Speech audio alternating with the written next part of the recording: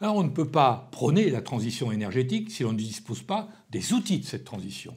On ne peut pas vanter le numérique si on ne dispose pas des entreprises capables de traiter les algorithmes et les données. C'est tout simplement une question de souveraineté. Si nous nous en remettons aux autres, en l'occurrence sur ces deux domaines de l'énergie et du numérique, aux Chinois et aux Américains, nous nous trouvons déjà sous leur dépendance. Il en va de même pour l'agriculture, pour l'agroalimentaire.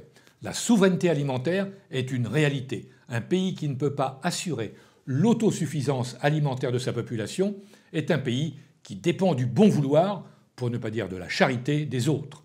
Et c'est bien le drame de l'Afrique. Et si la France a pu occuper au cours des derniers siècles la position qui était la sienne, elle le doit aussi à ses paysans qui en avaient fait une des premières puissances agricoles mondiales. Alors, une politique industrielle ne doit donc pas se contenter de viser tel ou tel secteur, mais elle doit être globale, même si je n'aime pas trop ce terme.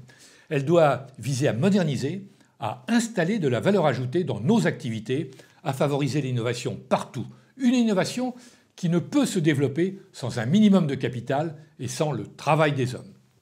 L'État, la collectivité, étant là pour mettre en musique ces deux facteurs et faire en sorte qu'ils tirent dans le même sens. Alors il n'y a pas de capital sans travail et il n'y a pas de travail sans capital. Ce qu'il faut réussir à faire, c'est à marier les deux et non à les opposer.